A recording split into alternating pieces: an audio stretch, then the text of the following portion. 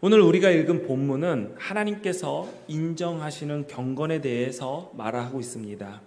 경건이란 하나님의 거룩한 성품을 담는 것을 뜻합니다.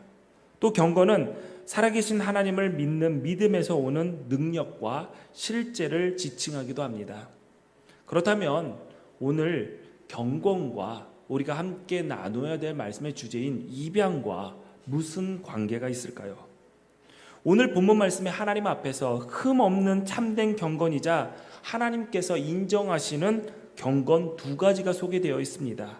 하나는 고아와 과부를 환난 중에 돌보는 것이고, 다른 하나는 자기를 지켜 새 속에 물들지 않는 것입니다. 본론에 들어가기 전에 제가 먼저 두 가지의 전제를 달겠습니다.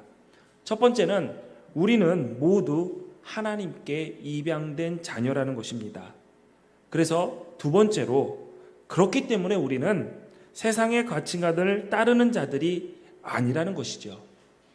우리는 방금 성경을 들고 예수 믿어서 하나님의 자녀가 되었다라고 고백을 했습니다. 여러분들이 하나님의 자녀이심을 믿으십니까? 예수 믿는 사람은 하나님의 자녀이되 하나님께 입양된 하나님의 자녀인 것이죠.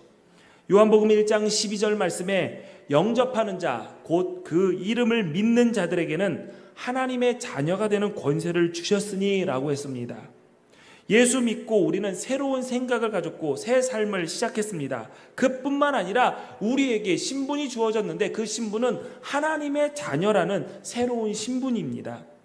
우리는 예수님을 영접하는 그 즉시 하나님께서는 우리를 자녀 삼아 주셨습니다. 그러므로 우리는 하나님 나라의 백성이자 하나님의 아들이고 딸입니다. 그렇기 때문에 우리는 이 세상의 가치관에 휩쓸려 사는 사람이 아니라 하나님 나라의 법과 진리, 그 가치를 쫓아 사는 사람이 됩니다. 오늘 본문의 내용처럼 우리를 스스로 지켜 새 속에 물들지 않아야 하는 신분을 가진 자이죠. 그래서 로마서 12장 2절 말씀에 너희는 이 세대를 본받지 말고 오직 마음을 새롭게 함으로 변화를 받아 하나님의 선하시고 기뻐하시고 온전하신 뜻이 무엇인지 분별하도록 하라 라고 명령하고 계십니다. 우리 교회는 5월 11일을 전후로 한 주일을 입양주일로 지키고 있습니다. 5월 11일은 입양의 날입니다. 2005년부터 기념일로 지정되었고 올해로 15회째를 맞고 있습니다. 가정의 달 5월에 11일을 입양의 날로 정한 이유는 한 가정이 하나의 아이를 입양하여 키우자라는 의미이기 때문에 11일을 입양의 날로 정했습니다. 한민족이라는 동질성을 민족의 우수성으로 배우며 자란 대한민국 국민에게 입양이란 그저 버려진 아이를 키우는 착한 일 이상으로 여겨지기 어렵습니다. 특히 유교 문화가 바탕인 아시아 국가이며 여전히 가부장적인 모습이 남아있는 가족의 형태 등을 고려해 볼 때 우리 사회는 여전히 입양 가족은 조금 특별하고 남다른 가족의 형태일 수밖에 없습니다. 그러나 우리는 입양이라는 문제를 접근할 때 기독교적 가치관에 따라 하나님께서 말씀하신 그리스도인의 책임의 시각으로 바라봐야 합니다. 우리 교회가 입양주의를 지키기 시작한 지 9년이 지났습니다. 기둥교회에서 신앙생활을 하고 5월을 지내셨다면 늘 입양에 대한 말씀을 들으셨을 것입니다. 그래서 입양은 그렇게 낯설지만은 않은 화두입니다. 제가 강단에서 매년 입양에 대한 말씀을 전하기도 했지만 여러분은 저희 가정에 입양된 채희와 이연이를 통해서 입양이 어떤 것인지, 입양 가정이 어떻게 살아가고 있는지 가까이서 보시기 때문일 것입니다. 특별히 올해는 이종구 서동희 집사님 가정을 통해서 엄마 아빠를 만나고 가정의 품에서 자랄 수 있는 한 아이가 생겼습니다. 제가 매년 교회력과는 상관이 전혀 없고 다른 교회에서는 있지도 않는 입양주의를 지키면서 기도했던 것은 우리 공동체를 통해서 말씀을 지켜 행하는 열매가 맺어질 것이라는 기대로 준비하고 기도하며 이렇게 말씀을 전한 것입니다.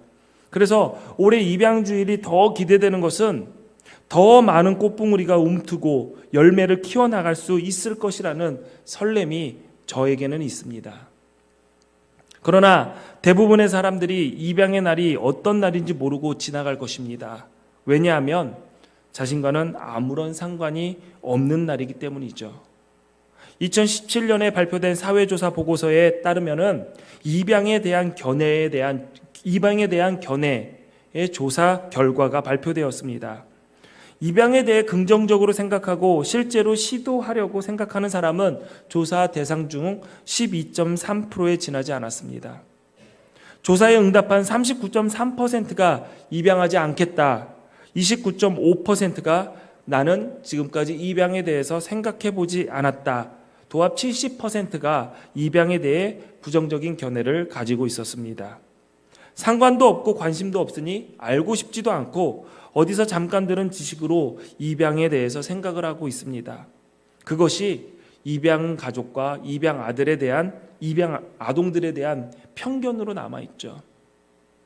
저는 두 아이를 입양한 입양 가족의 가장으로서 정말 많은 이런 편견에 쌓인 질문을 들어봤습니다. 물론 저에게 상처를 주거나 저를 비난하고 희롱하기 위해서 했던 질문이 아니라 정말 몰라서 궁금해서 하셨던 질문이라고 저는 생각을 합니다. 대표적으로 입양하는 버림받은 상처가 있어서 그 상처가 나중에 큰 문제를 일으킬 것이다 라는 것이죠.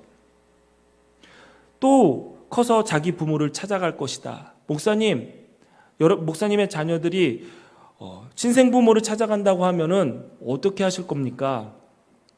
어떡하긴 어떡해요. 만나게 해주기는 할 겁니다.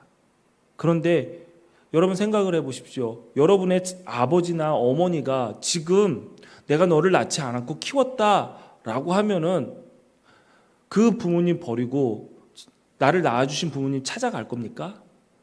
그리고 혹시 지금도 살면서 한 번도 보지 못했던 그분과 같이 부모님이라고 생각하면서 부딪혀 살 수 있을까요?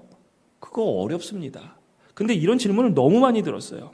그리고 오빠 혹은 여동생이 나중에 친남매가 아닌 것인 줄 알고 사랑에 빠져서 커서 결혼할 것이다 라고 하면 어떻게 하실 겁니까? 어떡하긴 어떡해요. 기도해야죠. 지금도 사랑으로 우애로 자라지 못해서 속상한데 제발 좀 사랑으로 서로를 돌보고 아꼈으면 좋겠습니다. 이건 저의 기도 제목이에요. 여러분의 오빠나 누나나 여동생이나 지금 친남매가 아니다라는 것을 사실을 알면은 막 이성적인 사랑이 막 생기나요? 드라마를 너무 많이 보신 겁니다. 여러분 그럴 일은 없습니다. 근데 이러한 질문은 저는 너무나도 많이 받았습니다. 이제는 너무 많이 받아서 이것에 대한 질문의 답도 자동적으로 나옵니다. 그만큼 우리 사회는 입양에 대해서 제대로 알지 못하고 편견적으로 생각을 하고 있습니다. 그래서 많은 입양 가족의 부모들이 반편견 교육 교사가 되어서 많은 학교들을 돌아다니면서 입양 가족에 대한 편견을 없애기 위해 교육하고 자녀들이 사는 사회가 편견 없는 세상이 되기 위해서 지금도 많은 입양 가족의 부모들이 뛰어다니면서 이 반편견 교육의 교사로서 봉사하고 있습니다. 옛말에 머리 검은 짐승은 거두는 것이 아니다라는 말이 있습니다. 여러분 여기서 머리 검은 짐승이 누구를 말하는지 알고 있을 것입니다. 이 엄청난 편견에 인간의 존엄성마저 무시한 너무나도 잔악한 말이죠. 저는 이 말에 동의도 하지 않고 반대도 하지 않습니다. 적어도 입양 아동은 그리고 저희 집에 저희 딸과 아들은 머리 검은 짐승이 아니기 때문이죠. 우리가 살고 있는 이 사회는 입양이라는 짊어지고 가야 할 짐이 있습니다. 저는 하나님의 자녀인 우리들이 져야 할 짐이라고 생각합니다. 하나님의 양녀인 저와 여러분이 져야 할 십자가입니다. 입양을 비롯한 사회 문제의 대부분은 절대로 국가와 정책, 제도와 법이 해결할 수가 없습니다. 옛말에도 그런 말이 있잖아요. 나라님도 해결 못한다. 핏줄을 중요하게 생각하는 이 사회에서, 게다가 아이의 양육 부담이 너무나도 큰 이 사회에서 입양 문제는 절대로 해결하기 어려운 문제입니다. 그래서 사회에 이 문제를 맡겨버리면 이 사회는 소망이 없습니다. 이 문제는 하나님 아버지께 입양되어 혈연을 초월하여 사랑으로 묶인 새로운 공동체인 교회와 하나님의 자녀인 그리스도인이 해결해야 합니다. 우리는 이 세대를 본받지 않는 사람들입니다. 우리는 하나님 앞에서 우리를 지켜 세속에 물들지 않는 경건한 하나님의 자녀들입니다. 그렇다면 자녀 양육과 입양에 대한 생각도 우리는 세상의 기준에 따르지 않아야 합니다. 세상은 결혼과 자녀 양육을 이야기할 때 항상 돈을 기준으로 삼아서 이야기합니다. 두 번째는 자기 자신의 행복을 기준으로 삼습니다. 여러분, 왜 결혼을 합니까? 사랑하니까.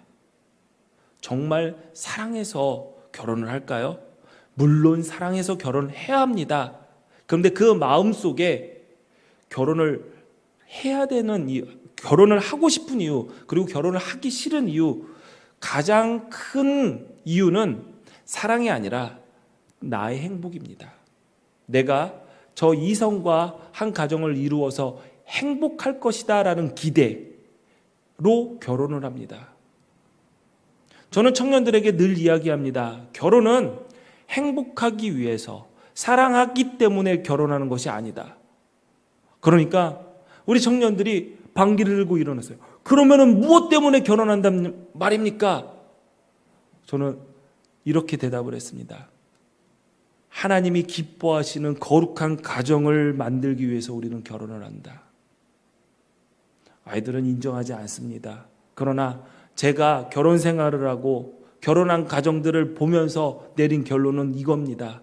우리는 행복하기 때문에, 행복을 위해서, 사랑을 위해서, 또 경제적인 풍요를 위해서 결혼하는 것이 아니라 하나님 마음에 드는 가정을 이루고 하나님께서 맡겨주신 자녀를 하나님의 사람으로 양육하기 위해서 결혼한다. 여러분, 이 말에 동의하실 겁니다. 우리 청년들도 이 말에 동의를 해서 너무 행복을 찾아다니는 자가 아니라 하나님의 거룩하심을 찾아 따르는 그러한 삶이 되시기를 바랍니다.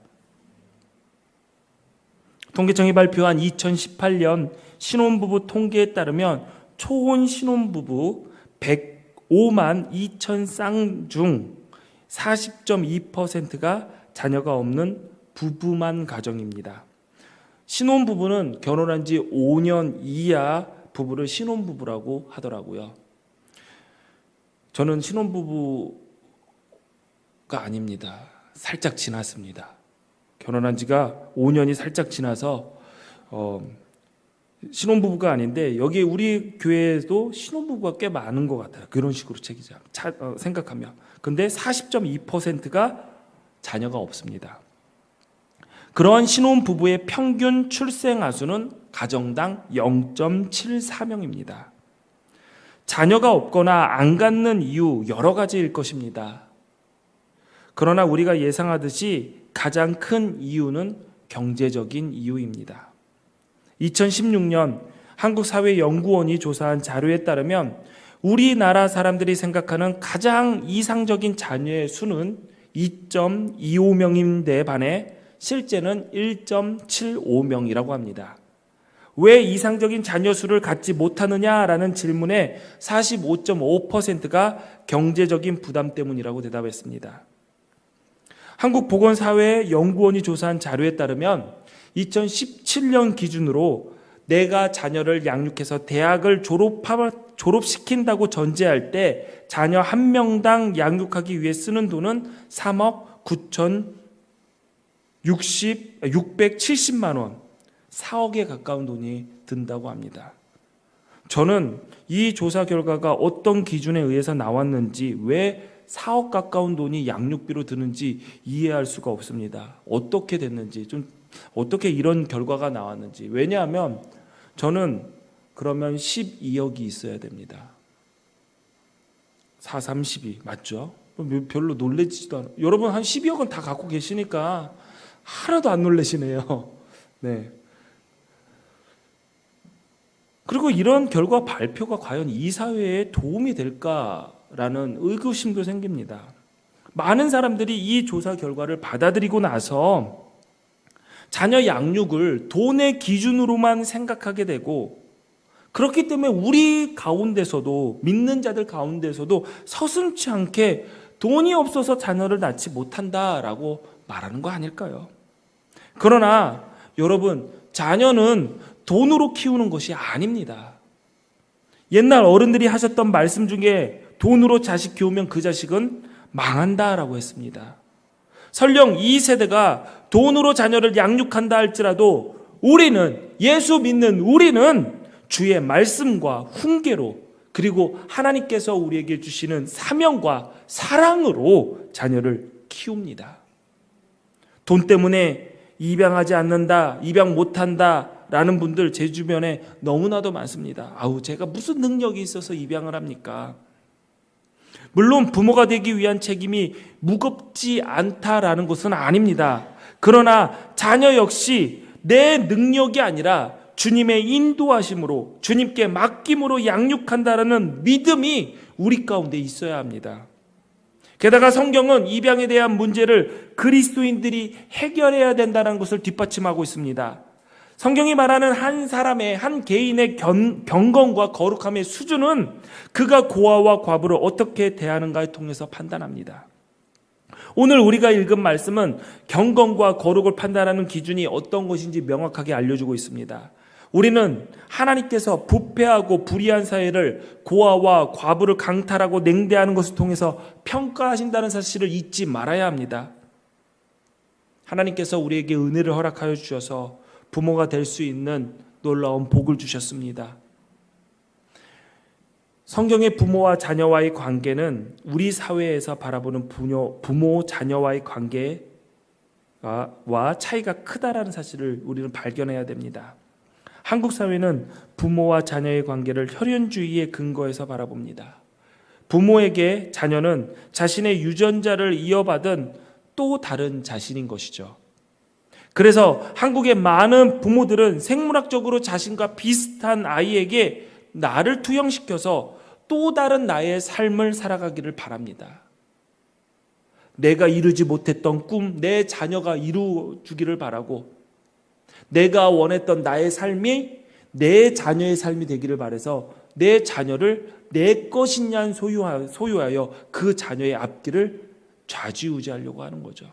그러나 그것은 하나님께서 원하시는 자녀의 모습이 아닙니다. 이 혈연주의에 입각한 부모가는 올바른 자녀 양육에 해가 될 뿐만 아니라 한국 사회의 입양을 막는 큰 장애물이기도 합니다. 우리는 그리스도인답게 핏줄이 아닌 기독교적 가치관에 근거한 부모의 역할과 의무를 찾을 수 있어야 됩니다. 자녀는 부모의 소유물이 아니기 때문이죠. 비록 부모가 자녀를 낳았지만 이 사실이 부모가 자녀를 만들었다라는 것을 의미하지는 않습니다. 부모는 자녀를 낳은 자일 뿐이지 조성하시는 분은 하나님이기 때문이죠. 하나님은 부모를 통해서 아이를 이 세상에 보내신 것입니다. 그러므로 결코 아이는 부모의 소유물이 될 수가 없습니다. 부모는 단지 아이를 이 세상으로 내보내는 통로이고 하나님으로부터 자녀를 위탁받아 보호하고 양육시키는 청지기에 불과합니다. 이렇게 볼 때 엄밀한 의미에서 혈연과 관계 없이 모든 부모는 입양 부모라고 할 수 있습니다. 하나님으로부터 자녀를 받아 위탁받아 지금 양육하고 있는 것이죠. 여러분이 낳았지만 여러분이 만들지 않았습니다. 하나님께서 만드셨습니다.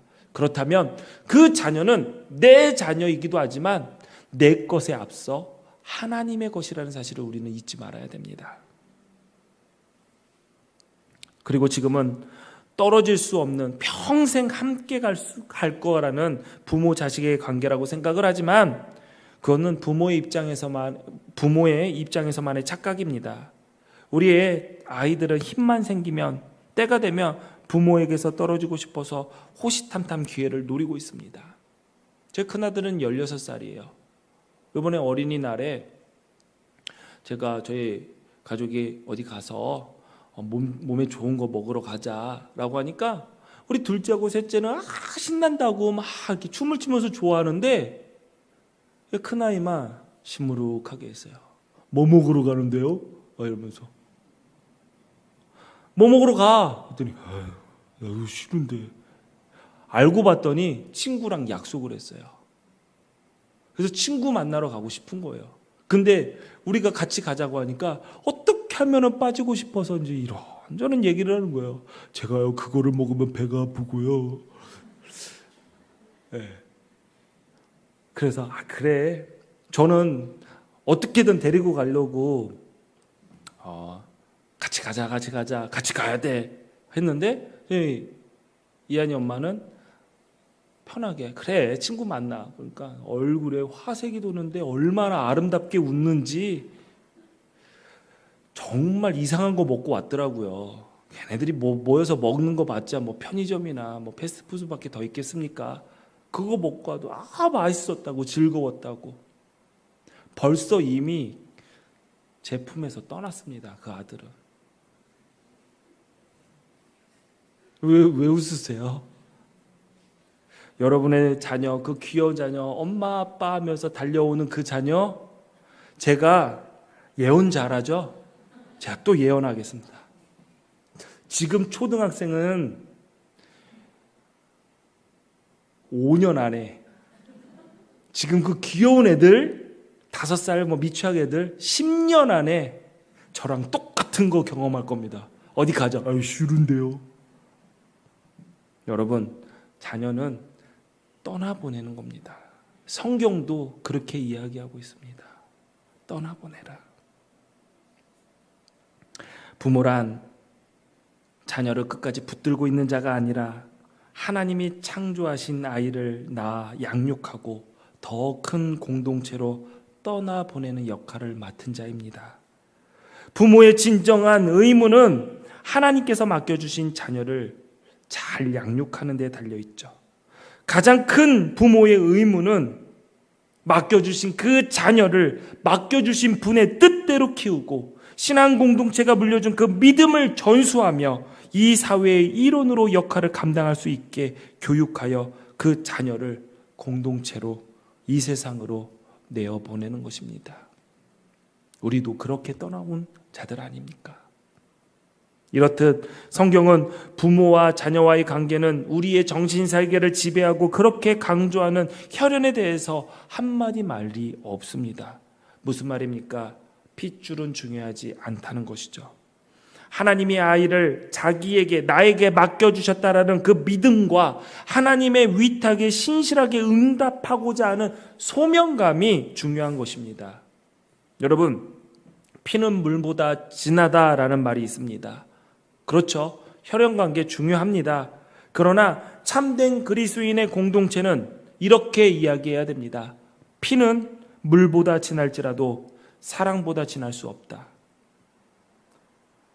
더 우리가 감사하고 기억해야 될 것은 우리 모두 그리스도의 사랑으로 하나님의 자녀로 입양된 자들 아닙니까? 현수막에 그렇게 써여줬죠. 하나님이 우리 아빠 되어주셨듯이. 우리가 무슨 자격으로 높으신 그 하나님, 천지의 창조주를 아빠라고 부를 수 있겠습니까? 우리가 무엇을 했기에 예수 그리스도와 함께한 상속자로 하나님의 나라를 이어받을 권리가 주어졌겠습니까? 우리가 한 것이 없습니다. 그저 은혜로, 사랑으로 하나님께서 우리를 선택하셨기 때문입니다.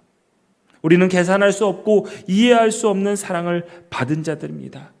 그래서 우리는 피로 낳지 않았지만 그리스도가 주신 그 사랑으로 아이를 낳고 키울 수가 있습니다. 5월 8일 어버이날에 우리 막내를 어린이집에 데리러 갔더니 어린이집에서 카드와 카네이션을 만들었더라고요. 얼마나 손으로 꼬기작 했더니 이게 꽃이야 쓰레기야 할 정도로 구겨진 꽃을 저한테 내밀면서 거기서 배웠던 대사를 읊는 거예요. 아빠 낳아주시고 길러주셔서 감사합니다. 이거 받아 하면서 이렇게 주는 거예요.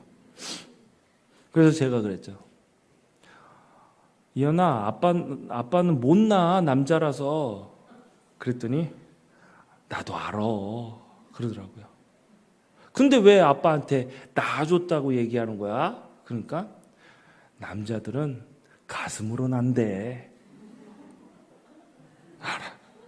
알았어. 집에 가서 그 저한테 줬던 거 뺏어가지고 엄마 앞에서 또 똑같이 하는 거예요. 엄마, 근데 낳아주시고 아참 나는 안 낳았지. 그러면 키워주셔서 감사합니다. 그러니까 엄마가 얘기를 하는 거죠. 왜 안 낳았어? 왜 형만 낳았잖아. 누나하고 나는 안 낳았잖아. 아 그렇기는 하지만 가슴으로 낳았잖아. 아이 그건 아이가 알지. 가슴으로 낳은 거. 슬픈 이야기입니까? 저희 엄청 웃었습니다. 그러면서 그렇죠. 가슴으로 낳아도 아파. 안 아픈데 가슴으로 나오면 엄청 기쁩니다. 여러분, 제가 더 기쁜 것은 하나님의 말씀에 순종하는 가정을 제가 이룰 수 있다라는 그 감격이 저희 가정에 있습니다. 하나님 사랑, 이웃 사랑, 대계명을 지키는 진정한 그리스도인 어떻게 이웃 사랑하실 겁니까? 내 몸과 같이 내 이웃을 사랑하라. 누구를 내 몸과 같이 사랑하시겠습니까? 저는 결혼하기 전에 이 말씀을 두고 생각을 했습니다. 도대체 내 몸과 같이 사랑하는 것이 무엇일까?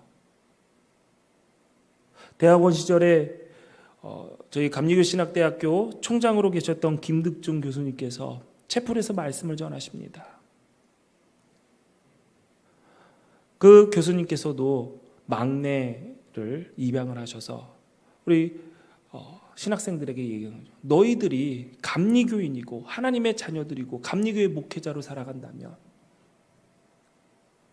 사회의 책임을 감당하는 목회자로 서고 입양해라. 저는 그때 입양에 대해서 한 번도 생각하지 않았지만 이웃사랑의 대계명을 지킬 수 있는 실천 방법이라고 생각을 하고 제가 그때 결단을 했습니다. 그때 나이 20몇 살인지 모르겠네요. 아무튼 어릴 때였어요. 저희 아내와 러브스토리를 아시는 분들, 결혼 이야기를 아시는 분들은 왜 그렇게 일찍 결혼을 했느냐, 만나자마자 어떻게 불튀었냐, 사랑에 불이 튄 것이 아니라 내가 만난 하나님과 이웃 사랑의 계명 입양 이야기하고 내가 하나님 사랑하는 거, 내가 사역 어떻게 할 거에 대해서 이야기하다가 그게 불이 튀어가지고 결혼까지 해서 이렇게 행복하게 살아가고 있습니다. 왜 그렇게 일찍 결혼했는지 계속 물으시는데 사랑이 아니라 사명으로 진짜인데 안 믿으시네요. 여러분, 진정한 그리스도의 모델이 됨을 잊지 마십시오. 입양 가족은 부모와 가정이 필요한 아이들에게 가정을 제공해주고 부모가 되어주는 이웃사랑의 계명을 실천할 수 있는 좋은 모델입니다. 우리 기둥교회와 기둥교회 성도들이 이 일의 책임을 다해 주시기를 부탁을 드립니다. 특별히 남자 성도들에게 말씀을 드립니다. 모정과 달리 부정은 학습입니다. 그러므로 아빠가 입양에 대해서 내 자식이 아닌데 키울 자신이 없다, 사랑할 자신이 없다라고 말하는 것은 사랑의 문제가 아니라 학습의 문제라고 합니다.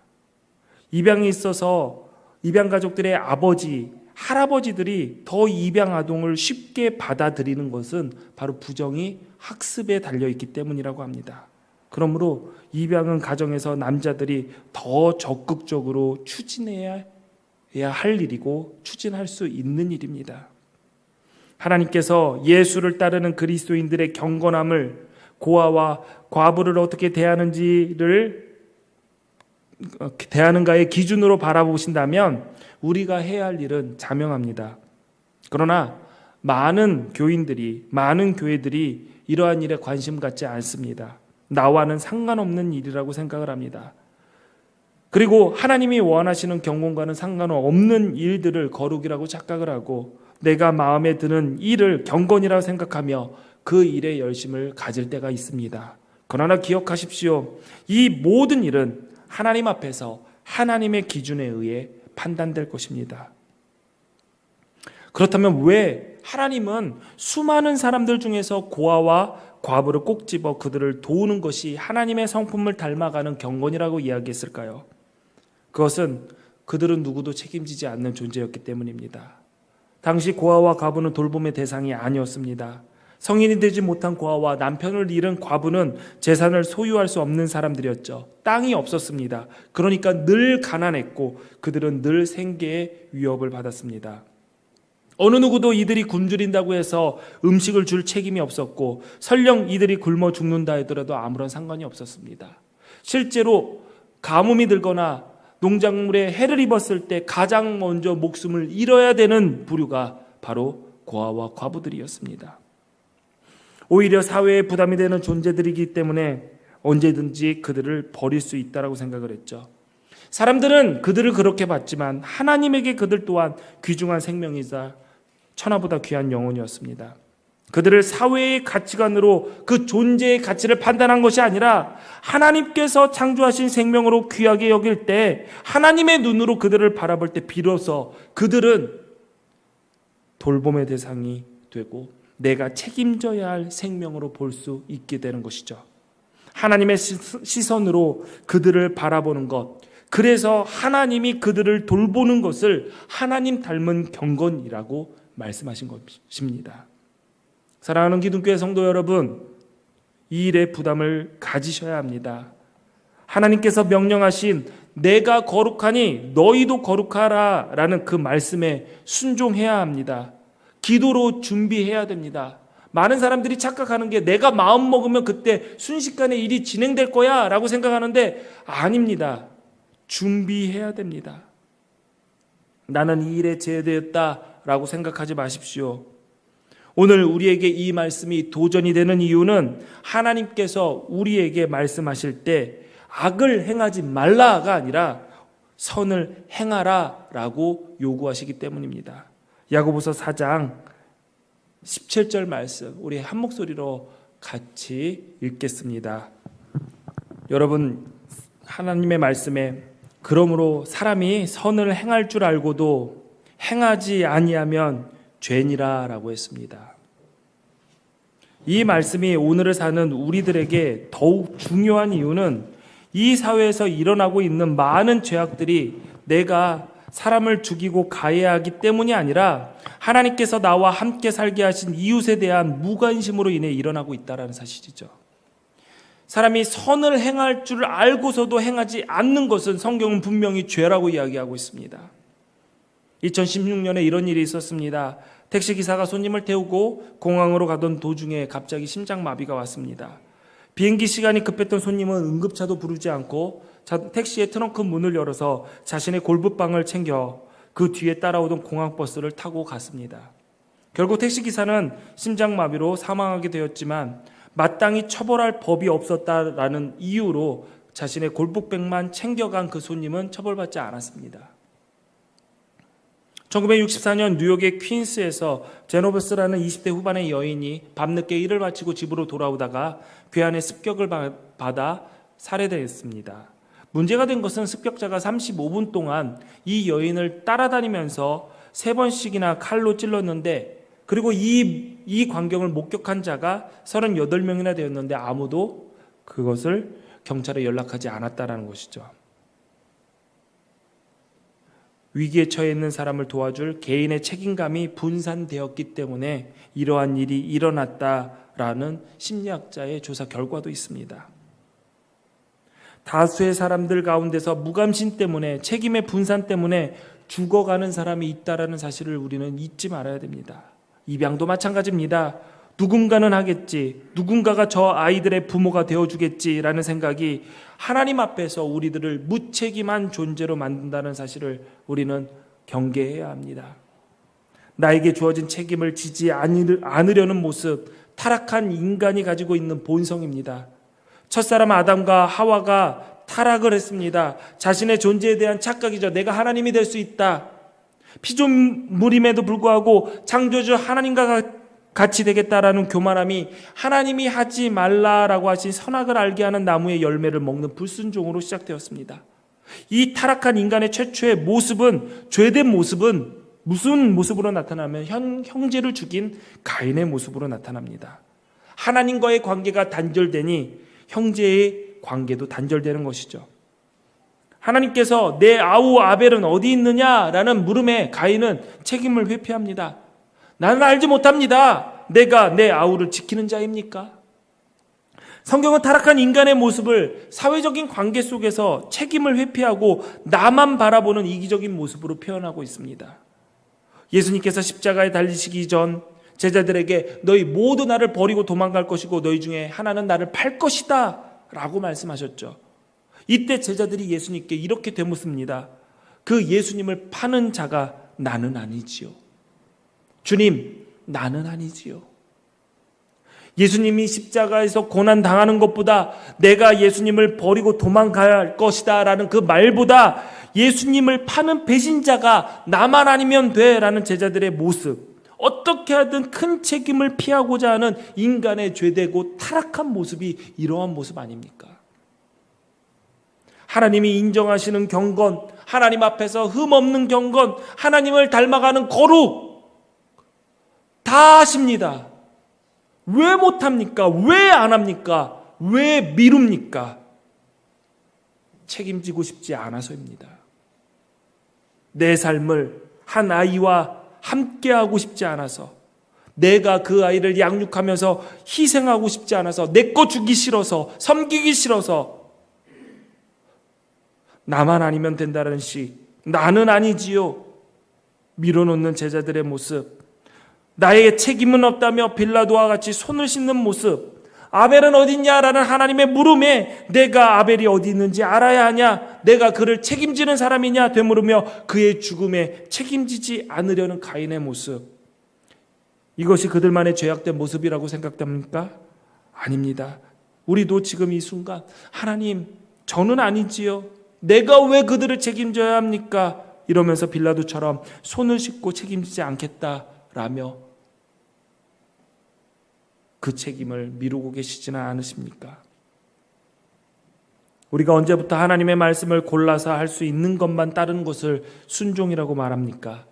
이것은 이것 때문에 안 됩니다. 하나님, 저것은 저것 때문에 안 됩니다. 저는 이미 아이가 있어서 필요 없어요. 저는 둘이라서 어려워요. 저는 돈을 많이 벌지 못합니다. 저는 나이가 너무 많아요. 저는 아직 때가 아닌 것 같아요. 저는 생활이 여유롭지 못합니다. 저는 사랑이 없습니다. 저는 믿음이 없습니다. 이것은 하나님을 모르는 사람들이 말하는 조건이자 이 세대의 소리입니다. 이렇게 하나씩 이유를 들면 우리가 하나님의 말씀에 순종할 수 있는 것은 도대체 뭐가 남습니까? 주일날 교회 잘 나오는 것이요? 하나님은 제사보다 순종을 원하신다라고 했습니다. 너무나도 부담스러운 말씀이죠.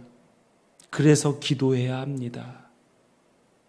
내 힘으로, 내 생각으로, 내 의지로 하려니까 못하는 겁니다. 말씀에 순종할 수 있게 성령을 달라고, 성령의 힘으로 순종할 수 있게 달라고, 그래서 기도하는 것입니다. 여러분의 기도에 말씀에 순종할 수 있게 도와달라는 처절한 부르짖음이 있어야 됩니다.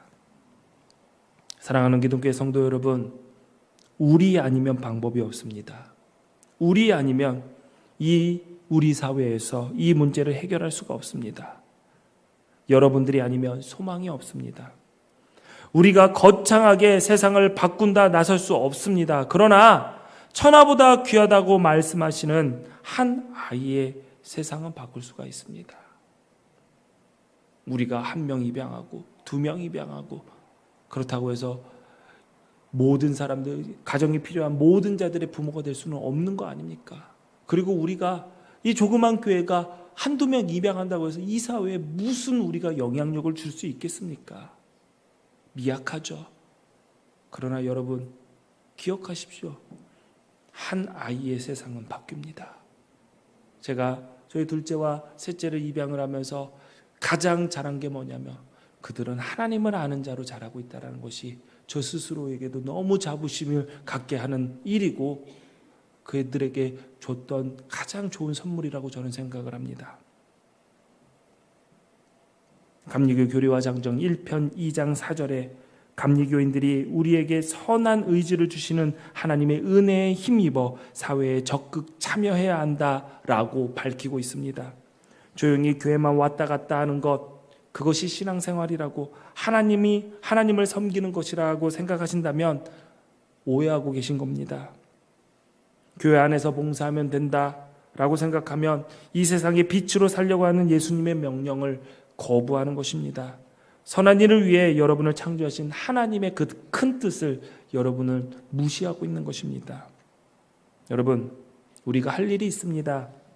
함께 해야 할 일이 있습니다. 하나님의 자녀가 됐기 때문에 감당해야 할 일이 있습니다. 쉬운 일은 아닙니다. 마음만으로 될 수 있는 것도 아니지요. 그러나 하나님의 영광을 위해서 하나님께서 우리에게 주시는 힘이 있습니다. 그 능력을 믿으십시오.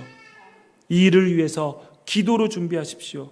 거룩의 실천은 단순히 감정만으로 할 수 있는 것이 아닙니다. 준비해야 합니다.